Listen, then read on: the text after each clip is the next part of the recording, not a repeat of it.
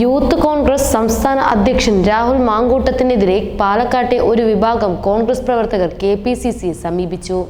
ഷാഫി പറമ്പിലിന് പിൻഗാമിയായി രാഹുൽ മാങ്കൂട്ടത്തിനെ പാലക്കാട് മത്സരിക്കുന്നതിൽ അതൃപ്തിയുള്ള ജില്ലയിലെ ഒരു വിഭാഗം നേതാക്കളാണ് KPCC സമീപിച്ചത്.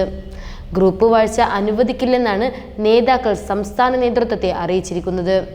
ഷാഫി പറമ്പിൽ പാർലമെന്റിലേക്ക് വിജയിച്ച ഒഴിവിൽ പാലക്കാട് നിയമസഭാ മണ്ഡലത്തിൽ രാഹുൽ മാങ്കൂട്ടത്തിൽ മത്സരിച്ചേക്കുമെന്ന സൂചനകൾക്കിടയിലാണ് ഈ സംഭവം. ഷാഫിയുടെ പിൻഗാമിയായി രാഹുൽ എത്തിയാൽ ജില്ലയിൽ എ ഗ്രൂപ്പ് ശക്തമാകുമെന്ന വിലയിരുത്തലിലാണ് ജില്ലയിലെ ഒരു വിഭാഗമുള്ളത്. ഈ സാഹചര്യത്തിലാണ് രാഹുലിനെ സ്ഥാനാർത്ഥിയാക്കാനുള്ള നീക്കങ്ങൾക്ക് ജില്ലയിൽ നിന്നും എതിർപ്പുയരുന്നത്. DCC പ്രസിഡന്റ് A തങ്കപ്പനെ സ്ഥാനാർത്ഥിയാക്കണമെന്ന ആവശ്യം കോൺഗ്രസ് കർഷക സംഘടന നേതൃത്വത്തിന് മുന്നിൽ എത്തിച്ചതായും സൂചനയുണ്ട്.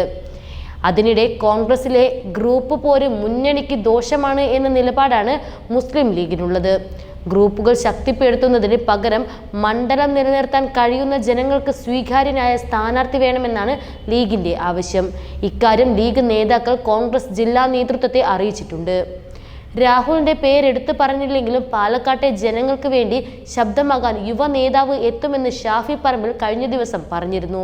ഔദ്യോഗിക ചർച്ചകൾക്ക് ശേഷം ഉടൻ സ്ഥാനാർത്ഥിയെ പ്രഖ്യാപിക്കും.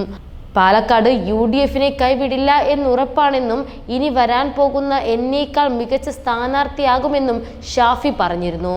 ഇതോടെ രാഹുൽ മാങ്കൂട്ടത്തിൽ തന്നെ മണ്ഡലത്തിൽ ഷാഫിയുടെ പിൻഗാമിയായി മത്സരിക്കുമെന്നായിരുന്നു അഭ്യൂഹങ്ങൾ വ്യക്തമാക്കിയത്. ഔദ്യോഗിക ചർച്ചകൾക്ക് ശേഷം ഉടൻ സ്ഥാനാർത്ഥിയെ പ്രഖ്യാപിക്കും.